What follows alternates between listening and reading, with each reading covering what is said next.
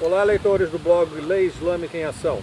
Aqui é José Atento, perdido em uma floresta canadense. Tenho a oportunidade de entrevistar Brad Johnson. Ele é um ex-funcionário da CIA, foi funcionário por 25 anos, a CIA é a Agência de Informação dos Estados Unidos, e é presidente da entidade Americans for Intelligence Reform, que significa Americanos em prol da reforma do Serviço de Inteligência.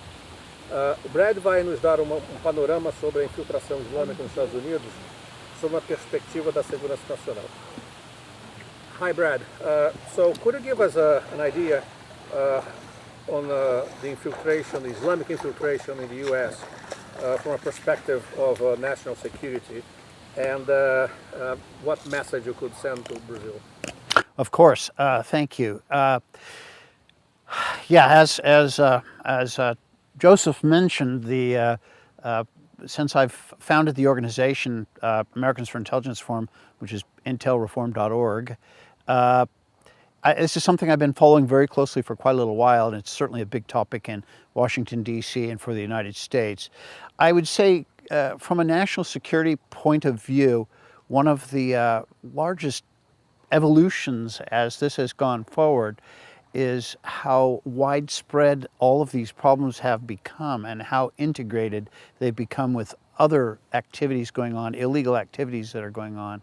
For example, back in the, say, 70s and 80s, when the drug trade was becoming such an important thing and a lot of money being made, that was kind of only the drug trade, where that has evolved now to be something where drugs and illegal arms and finance and human smuggling for, say, prostitution reasons, human smuggling for something related to radical Islam, all of those things have now become interrelated and cooperative between them, which that's a very interesting and dangerous development forward.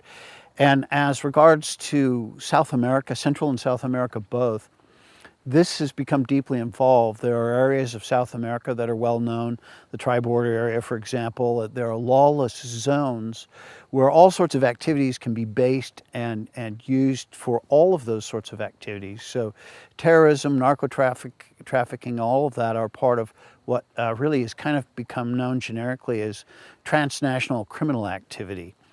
And that's a relatively new development, say over the last decade or two, where it's gone to the extreme that didn't exist before.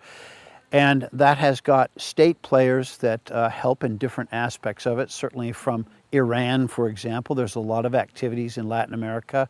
There's a television programming now that is made in conjunction with Iran that's extremist in its nature, that didn't exist before. And Russia and China, of course, are involved in backing some of those for their own reasons.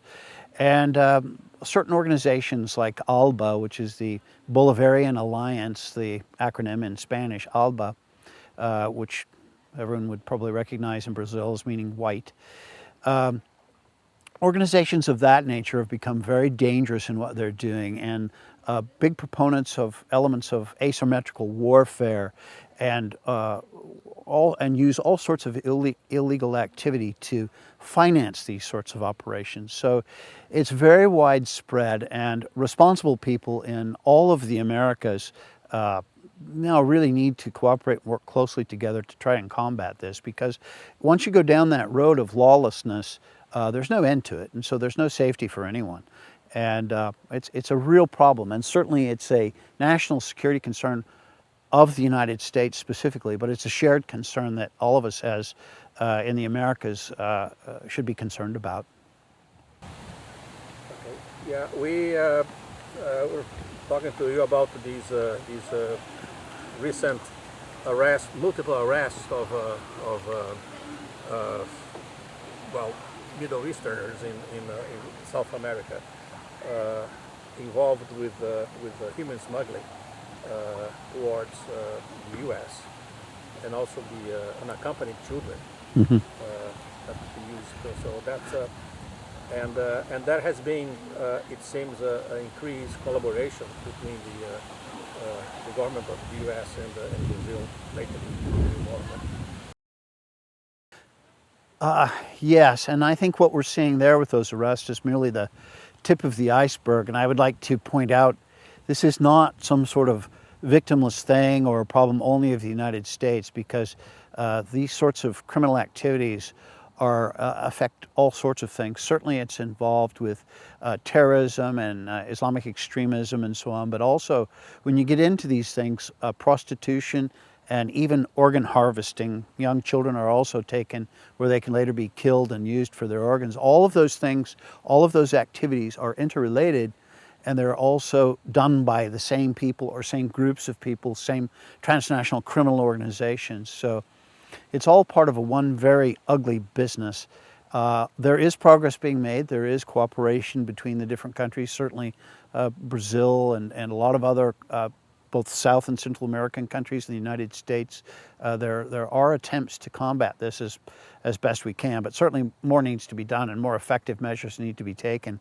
And we're seeing the capability of the enemy in this case continuing to become more sophisticated.